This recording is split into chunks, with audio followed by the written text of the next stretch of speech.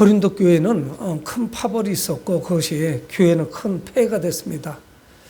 한국 교회도 그저 믿습니까 하면 믿습니다 또는 아멘 이렇게 화답하고 아주 단순하게 그저 목사님께서 시키는 대로 순종하고 충성하고 이것이 신앙의 전부이냐 그렇게 신앙생활을 했습니다. 정말 열심히 있었죠.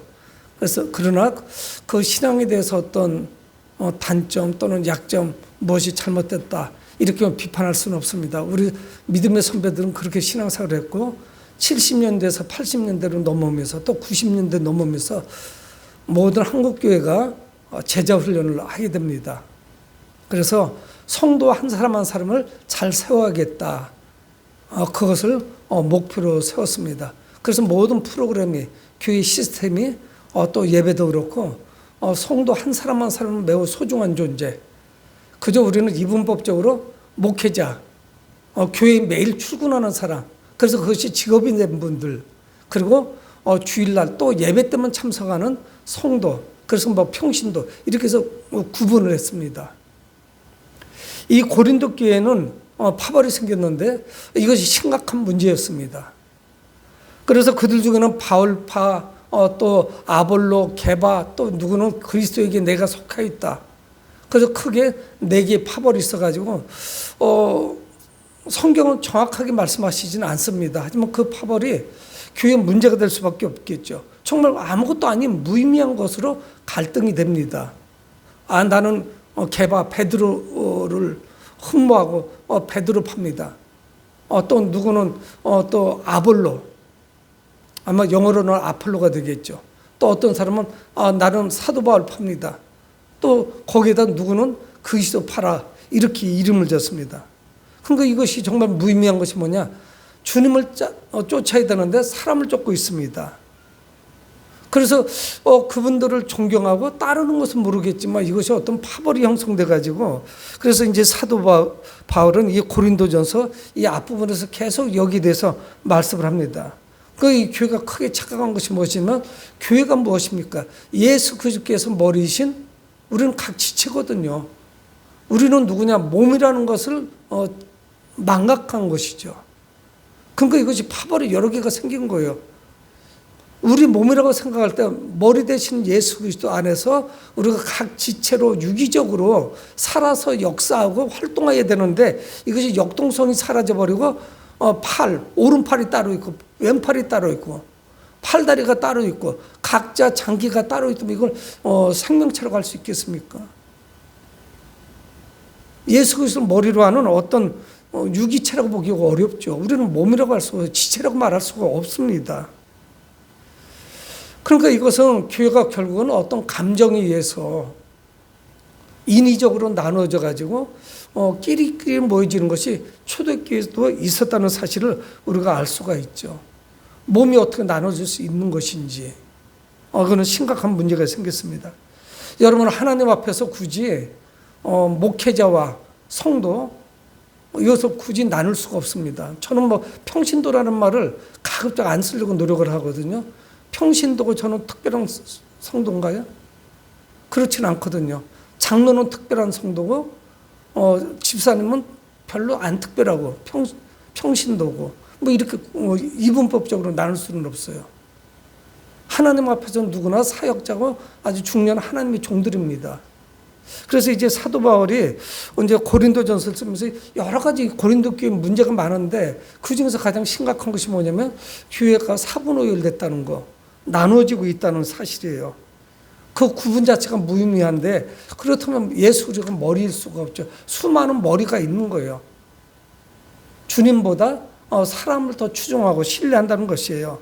그래서 오늘 3장 21절에는 그러니 누구든지 사람을 자랑하지 말라. 만물이 다 너희 것임이라. 사람을 자랑하지 말라는 거예요. 사람을 자랑할 수가 없습니다. 자신도 누군가가 바울인 자신을 따르는 자들이 또 있단 말이에요. 그래서 이제 사도 바울은 강력하게 나를 누구로 당신들이 생각해야 되는지 내가 누군지를 이야기하는 거예요. 사람을 자랑하지 말아라. 나를 자랑할 수도 없는 사람이고 내가 고린도 교회를 세웠지만은 고린도 교회에서 어떤 명분도 내세울 수 없는 그런 사람이다. 나를 자랑하지 마세요. 여러분들도 자랑하지 마시고 베드로도 자랑하지 말고 아볼로도 자랑하지 마십시오. 오직 주님만을 자랑해야 됩니다. 그래서 오늘 4장 1절에 사람이 마땅히 우리를 그리스도의 일꾼이요 하나님의 비밀을 맡은 자로 여길지어다 말씀하고 있습니다. 내가 지도자로서 복음을 전했지만 그 교회에 큰 영향을 미치지만 나를 특별한 사람으로 보지 마십시오. 사람들이 마땅히 나를 누구로 봐야 되냐? 나는 그리스도의 일꾼입니다 하는 거예요. 그리스도의 일꾼이 뭡니까? 종이라는 이야기예요. 일꾼은 누구에게 충성합니까? 주인에게 충성하는 거예요, 종이. 근데 우리가 사람에게 충성한다. 이거는 조금 뭔가 잘못된 거예요. 하나님께 충성하는 것이지 사람에게 충성하는 것이 아닙니다. 우리는 종이에요. 일꾼이라는 거예요. 지도자를 존경할 수는 있어요. 저분은 훌륭한 믿음을 가지고 있다. 존경스럽다. 하지만 이것이 그들도 결국은 주님의 일꾼에 지나지 않는다는 사실이에요. 그래서 이 직분이라는 것이 어떤 계급도 아닙니다. 나는 뭐 교회 나온 지 얼마 안 돼서 아직 집사도 아닌데 그게 무슨 상관이 있겠어요. 우리가 교회 안에 있다면 한 지체면서 목회자도 유기적으로 하나님께 충성하는 일꾼에 지나지 않아요. 여러분들도 일꾼이고요.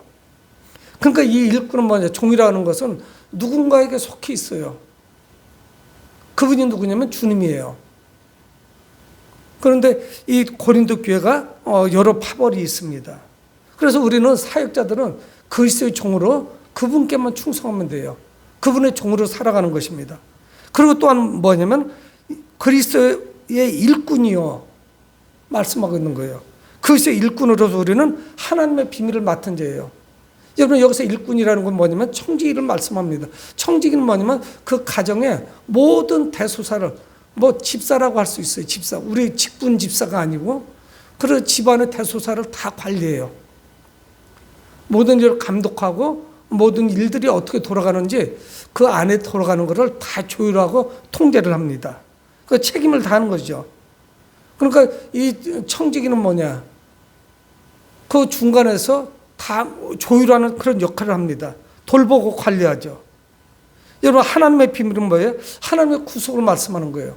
그러니까 우리는 하나님의 비밀을 맡은 자예요. 그래서 열심히 주께 충성을 하는 겁니다. 하나님의 비밀을 맡은 자. 우리는 청직인데 주님의 그 복음, 구속에 대해서 나가서 전하는 거예요. 그래서 열심히 일하는 거죠. 그래서 우리에게 필요한 건 뭐냐? 충성입니다. 신실함이 필요해요. 진실돼야 돼요. 여러분 우리에게 요구되는 것은 성실함이에요. 어떤 능력이 요구되는 것이 아닙니다. 뭐 우리에게 어떤 기발한 달란트가 있어서 엄청난 일을 할 수는 있지는 않아요. 우리는 그저 사회생활을 하면서도 소시민에 지나지 않아요. 그리고 세상 속에서도 지극히 평범한 사람들이에요. 또한 우리가 교회 와서도 마찬가지입니다. 탁월한 어떤 재능이 있다든가 달란트를 받은 것 같지는 않아요. 하지만 우리는 오늘 성경에서 말씀하는 것 같이 하나님의 비밀을 맡은 자예요. 그래서 우리가 청지기로 주님의 복음을 전하는 자예요. 아주 중요한 걸 우리에게 맡겨주셨어요. 그래서 다 소중한 사람들이에요. 그래서 기능이 좀 다르기는 합니다. 사람마다 기능이 다르고 하는 일이 다르죠. 그런 차이는 있지만 어떤 것은 더 탁월하고 우월하고 그리고 다른 사람들은 거기에 종속되어 있고 그래서 그를 따라야 되고 어떤 리더십이 있어서 함께 하나가 되는 것은 필요하지만 지극히 이 고린도 교회는 잘못 가고 있는 겁니다. 그래서 성경 말씀하고 있습니다. 2절에 그리고 맡은 자들에게 무엇을 맡은 자들? 하나님의 비밀을 맡은 자들. 하나님의 비밀이 뭐예요? 하나님께서 예수 그리스도를 우리에게 보내주셔서 그분을 통하여 십자가에서 죽게 하시고 그리고 그분의 생명을 통하여 우리를 구원하는 거죠. 그게 주님의 구속이에요. 우리는 이걸 맡은 자예요. 그래서 맡은 자들에게 구할 것은 뭐예요? 충성이에요. 그저 그분께만 충성하면 됩니다. 열심을 다하면 돼요. 그래서 우리가 스스로 나는 열심히 했는데 눈에 띄는 어떤 사역의 결과도 없고 뚜렷하게 내가 족적을 남긴 것도 없고 평생 동안 신앙사를 했는데 이제 주님의 나라 갈 나이가 돼서 지그시 연세가 드셨는데 내가 과연 일평생 동안 주님께 무엇을 했나? 때로는 회의감이 오고 낙심이 들 수 있지만 성경 뭐라고 말씀하냐? 맡은 자에게 구할 것은 충성이에요. 평생 동안 주님을 신뢰하고 주님을 따르고 주님께 충성을 했으면 나는 할 일을 다 한 겁니다. 내가 선교사로 어느 나라에 파송돼서 그 한 나라를 그 민족을 전부 복음화 시키고 이런 경우는 흔치 않아요. 기독교 역사 가운데 그렇게 일을 한 분들은 그렇게 흔치 않습니다. 사도 바울도 물론 오늘 고린도전서 썼지만은 이런 말할 수 없는 고난과 어려움을 겪었어요. 사단은 가만두지 않습니다. 그의 어떤 족적이 그의 했던 모든 결과들이 정말 찬란하고 화려하지만 그렇지 못한 이면을 발견할 수가 있어요. 매를 맞았고 강의 위험과 바다의 위험과 수많은 감옥, 이런 말할 수 없는 사람들의 조롱, 가는 곳곳마다 무시당하고 이런 말할 수 없는 어려움이 있었죠.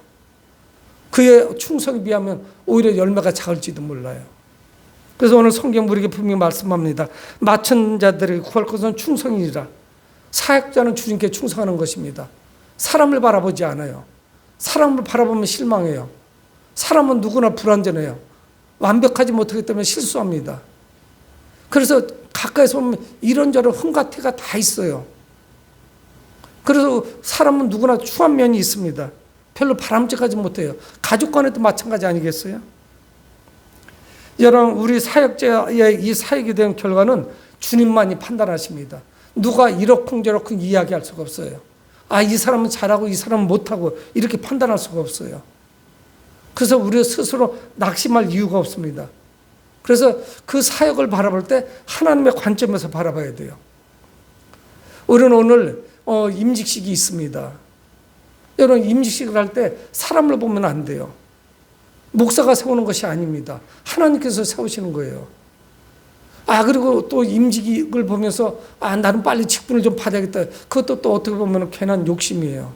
때가 되면 다 받는 것이고 그 직분과 상관없이 우리는 충성할 수가 있습니다.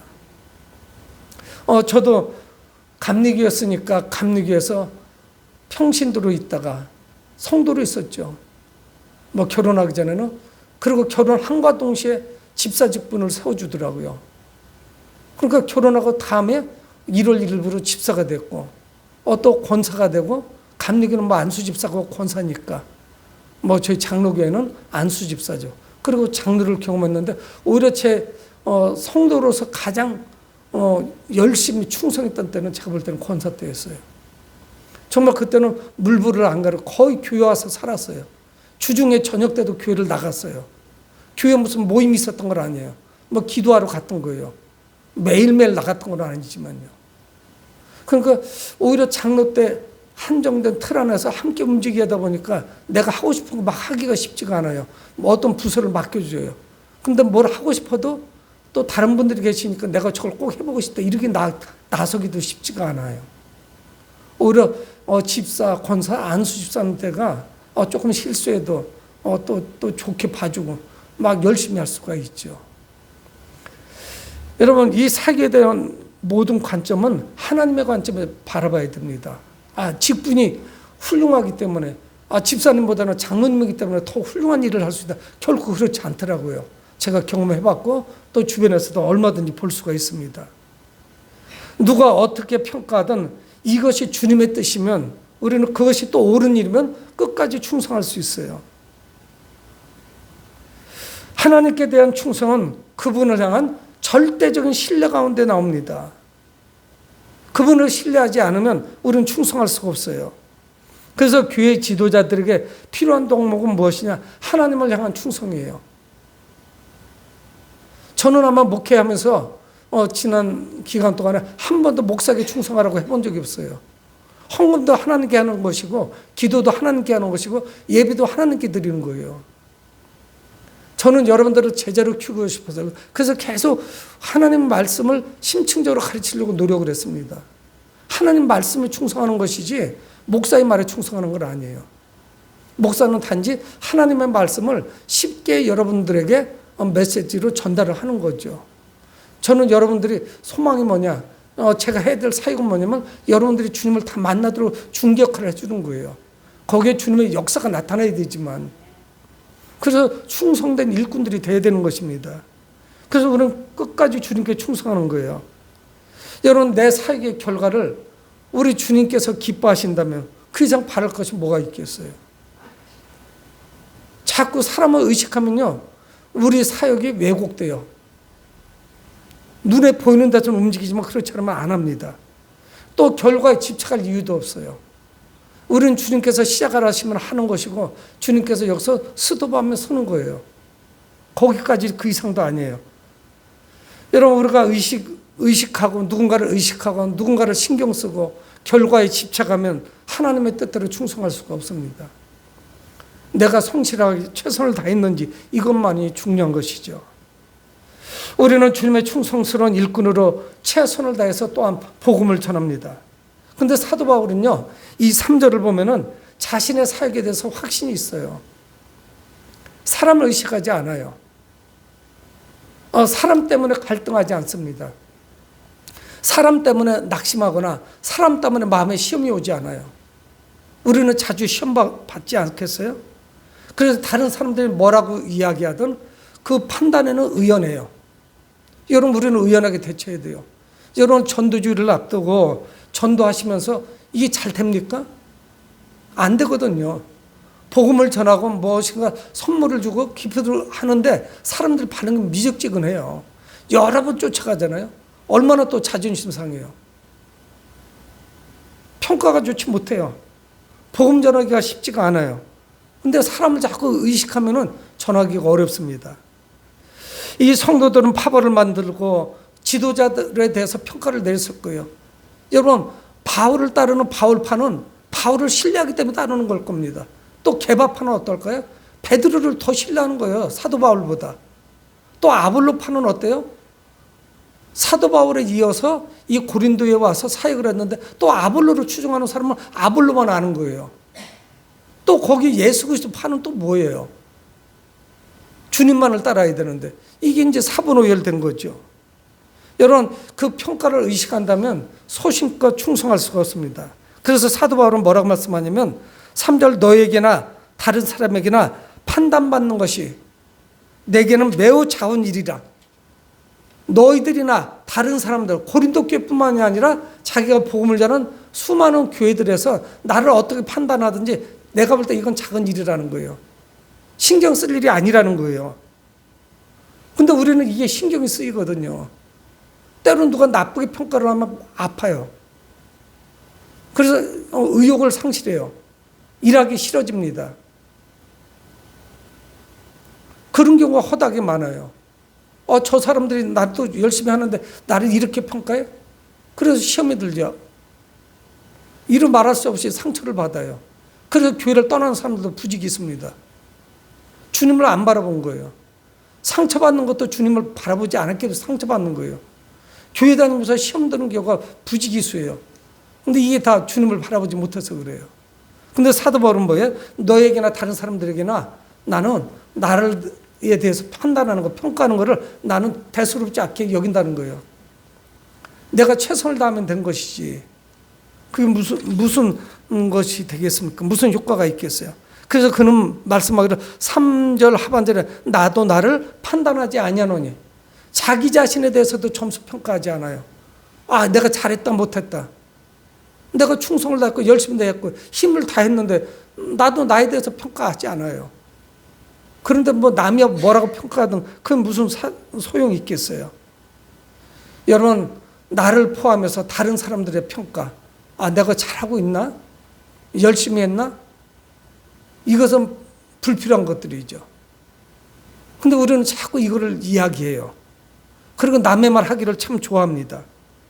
여러분, 주님께 충성한 사람은 주님의 판단만 받으면 되는 거예요. 주님이 나를 어떻게 보고 계신지, 이게 가장 중요한 거예요. 내가 충성한 것 같지만 하나님께서 보실 때 위선일 수도 있어요. 불충성일 수 있습니다. 다른 거를 노리고 충성했다고 보실 수도 있어요.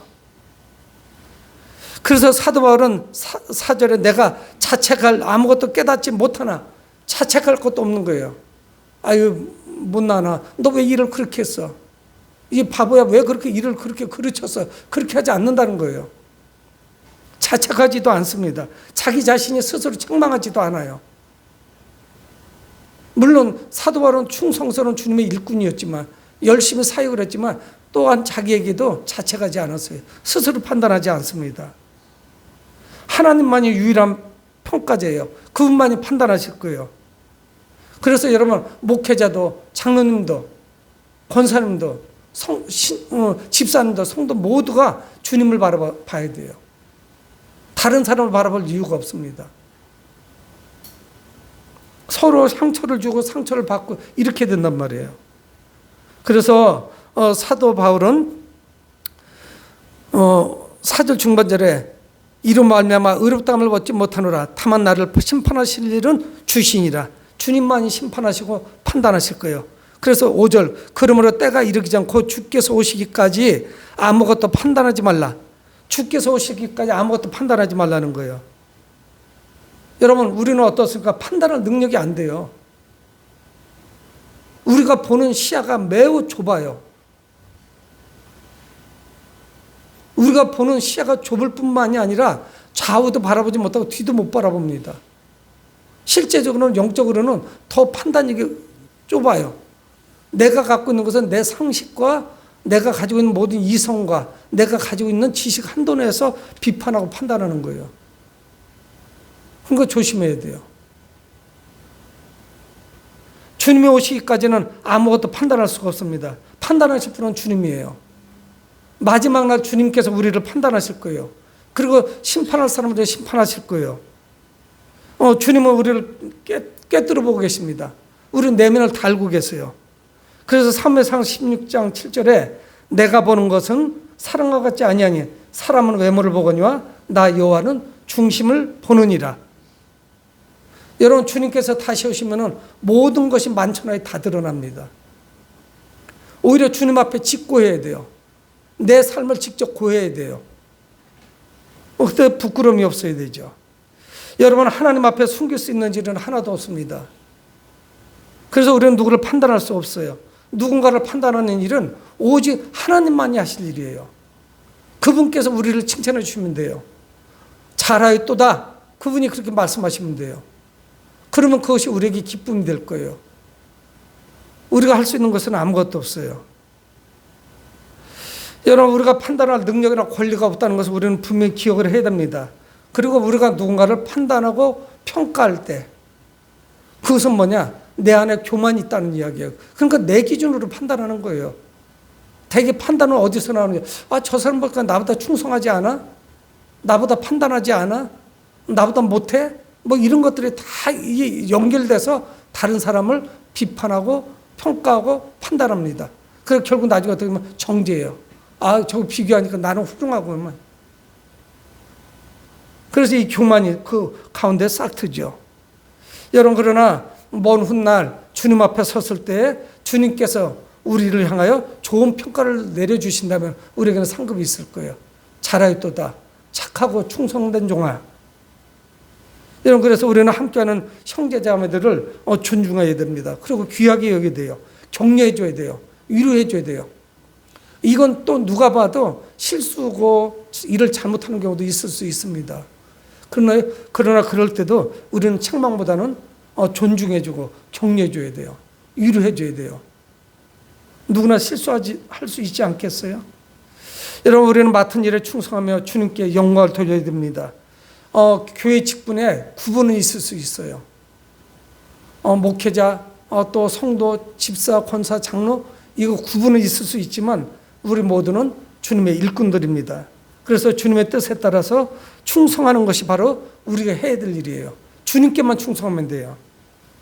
여러분, 다른 사람을 판단하는 것은 오늘 말씀에서 말씀하듯이 무의미합니다. 매우 위험하기 짝이 없습니다. 우리는 주님의 평가에 맡기고 주님을 바라보셔야 돼요. 늘 주님을 바라보셔야 돼요. 내 안에 상처가 생기고 아픔이 오고 시험이 들을 때 주님을 바라보셔야 돼요. 주님께서 어떻게 판단해 주시는지. 하나님께서 사역자에게 하나님의 비밀을 맡기셨습니다. 그것은 바로 세상에 복음을 전하는 것입니다. 우리가 하나님의 뜻에 순종하고 충성할 때 우리 교회가 살아날 것이고 개인적으로 우리의 신앙도 성장하게 될 것이에요. 사랑하는 성도 여러분, 우리 모두 주님의 일꾼과 맡은 자로, 비밀을 맡은 자로 충성을 다하는 모두가 되실 주의 이름으로 축복을 드립니다. 고마우신 아버지 하나님, 주의 은혜를 감사합니다.